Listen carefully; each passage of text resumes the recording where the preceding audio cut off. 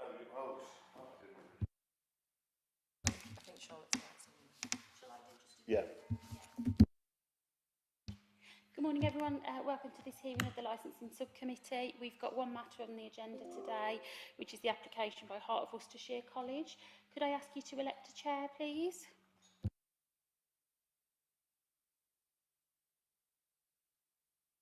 Thank you very much. And to go through this again very quickly. So you are, sir? Hello, my name's Peter Robinson from Heart of Worcestershire College. I'm the Vice Principal for Adult Curriculum, Higher Education and Curriculum Development. Thank you very much. Okay, we're going to hear your case to justify your application. There'll be a chance to ask questions of you. We've got one objection, and if the objector attends, we'll hear from them. If they don't, we will consider their objection properly and take that into account.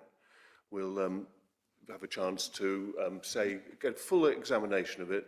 At the end of it, we'll ask you to withdraw. We'll reach a determination. Okay, anything else to be said, Charlotte, at the moment? If we could just confirm no declarations of interest and just a reminder of the paragraph at the top there. Okay. Thank you very much. So yes, presentation of this committee are not given under oath. We expect that the highest standards and any deviation from these high standards could possibly influence any decision of the subcommittee. So you've got a chance to be represented by a legal representative. You've clearly not chosen that. That's it. Okay. Declaration of interest? No declaration of interest? No interest. No. Thank you. Nobody's a student at the college?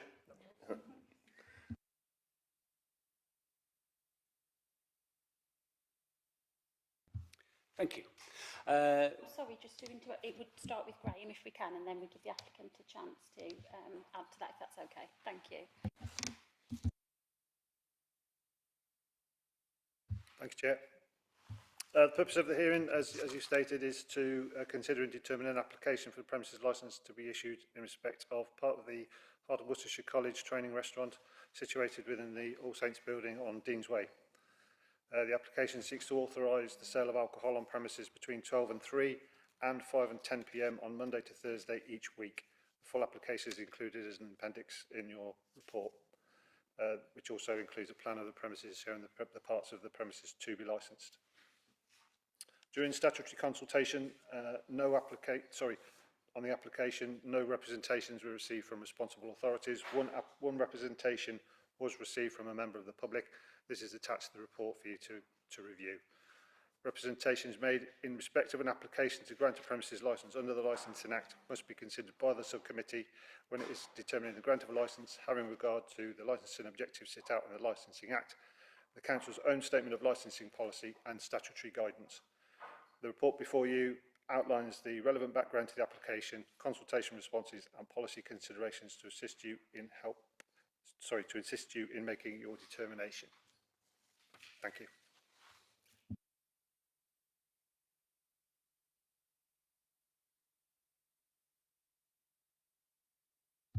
Thank you.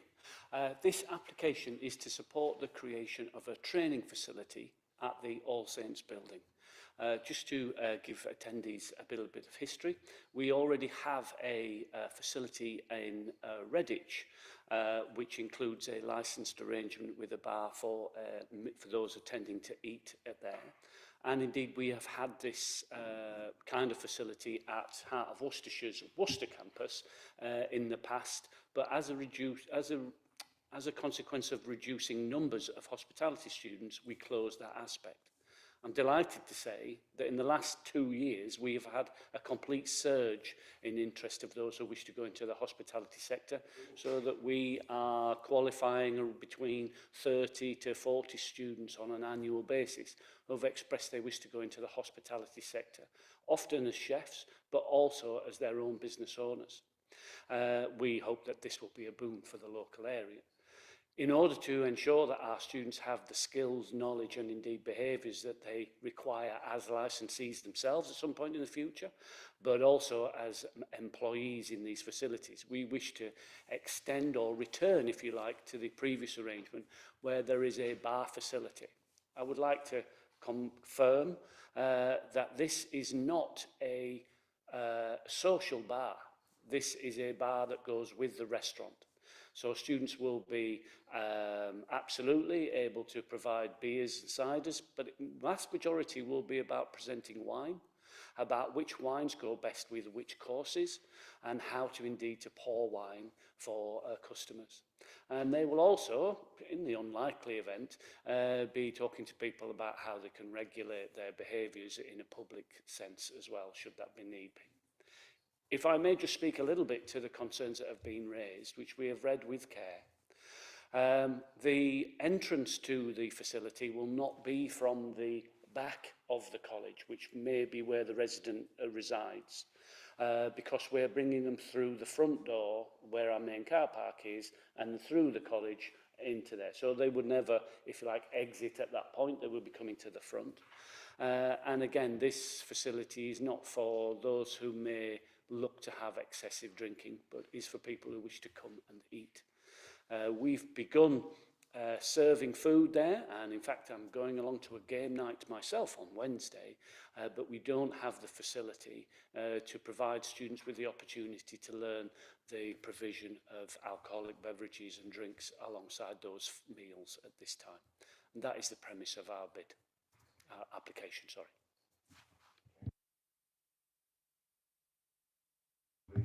Will members of the public be able to come in off the street and get a drink?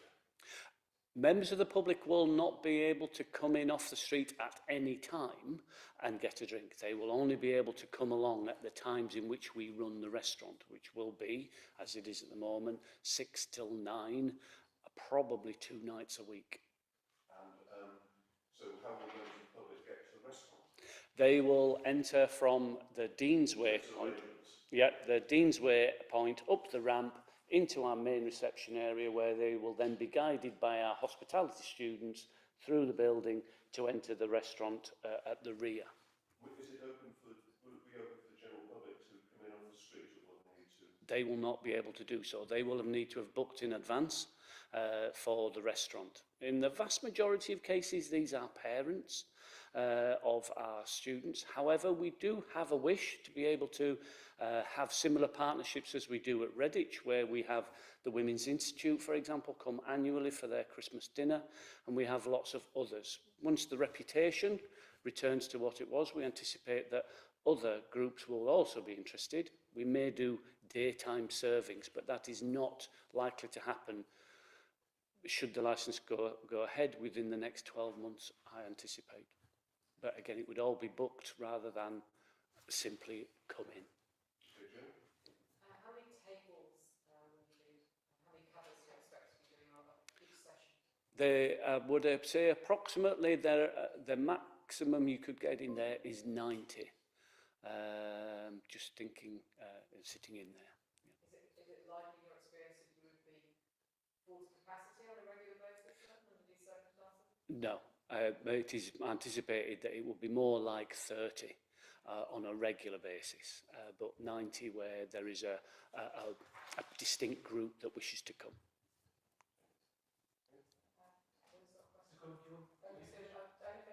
About protections for those under 18.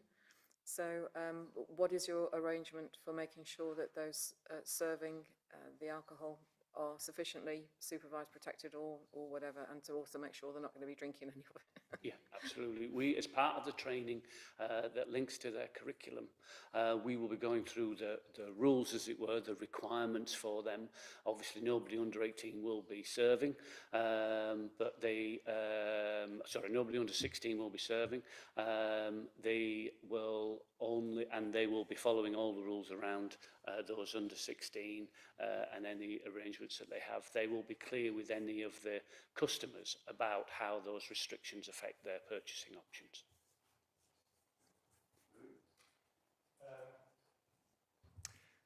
So if we were talking about a pub, you'd have a licence holder and you'd have a responsible name of a person who's responsible.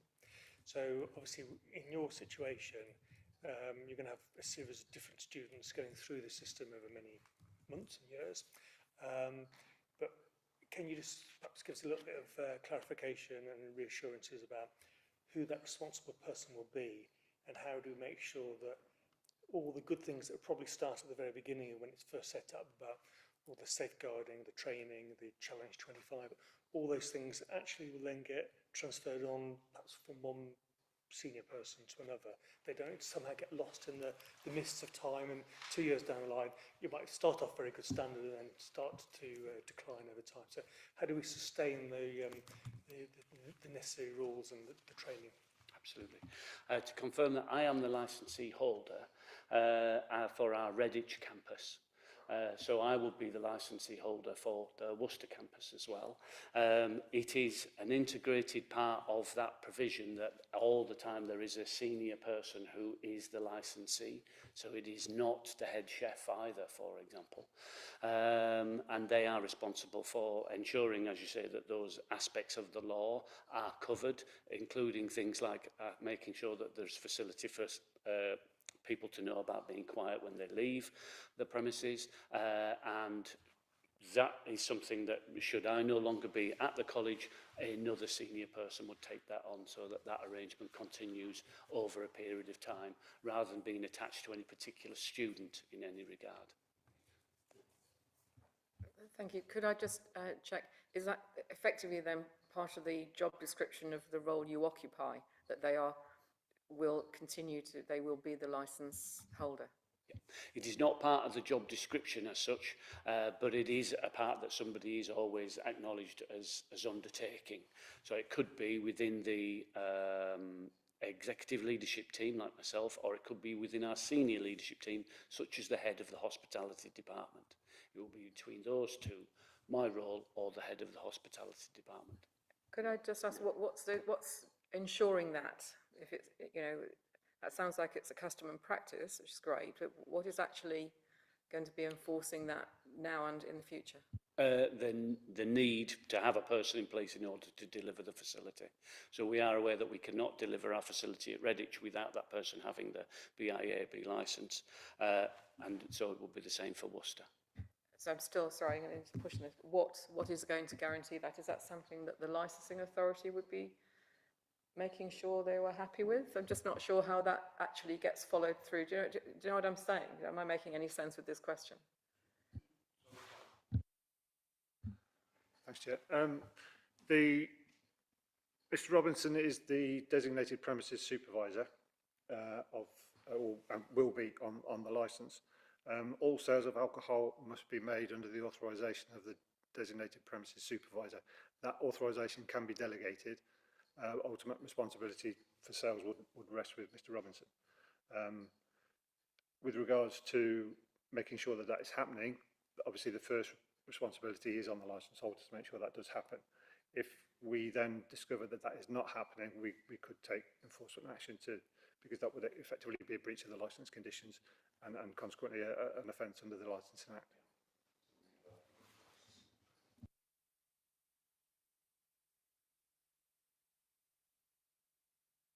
Well, thank you very much, and that confirms, I think, that it's your organisation is fully behind this this approach, okay, structurally and in practice.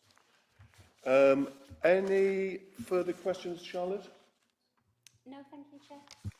Graham, do you want to ask any questions? I think after that. No, thank you. Okay, thank you very much. Right, we'll now hear representations.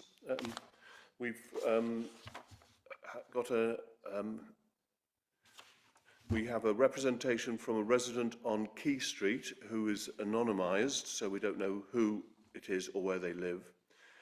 We've all seen the representation, which complains about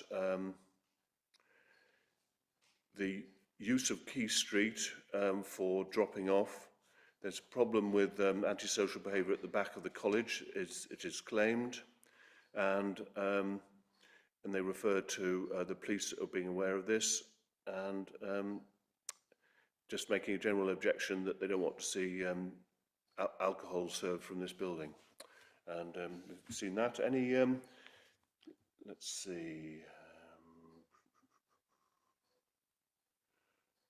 Well, they're not here, so is there any comments that, clarification which we might try and reach on the representation? I think it'd be interesting to hear Peter's point of view on that and how he would answer that resident. If I may, I'll take the first bit about dropping off. Whilst I guess it is possible that somebody would drop people off there, the larger area that they will be dropped off will be the main car park at the front of college. We also have a new arrangement where we block off the access to drive out at the back in the evening, so people would then go back onto the main road. And indeed, in terms of how they walk, as I mentioned, we'll also go back to the Dean's Way. So that would reduce, if not eradicate, noise in that area for people going out to the street there. Without fully, obviously I don't have the intimate knowledge of the person's concerns, but from reading it, I anticipate that they felt that this was a student bar and that people could come in and get a drink while they sat by the river, perhaps. That is not the nature of this facility. It is not going to be open at weekends, for example, for any of that aspect. It is just for the provision of food with alcohol, not for coming in and having alcohol. There is no seating, there is no bar stools, there is none of that accommodated at all. It is merely for those who are sat down having a meal and have alcohol with that. And that's not to feel there is a need to do that, but it is something that our students can learn about, as I say, types of wine that go with that food and indeed how to serve appropriately without spilling and things of that nature. Sommelier type work. And so, again, we do not anticipate, I guess I can't put my hand on my heart and say, never would there be a person who may have more than they should, but we will certainly be very rigorous in ensuring that. And I anticipate the nature of the facility will also dampen that type of behaviour. Thank you very much. That's a good answer, or full answer. Now we'll ask the licensing officer if they want to make a closing statement. Thank you, Chair. I don't think I need to expand on anything that we've heard already.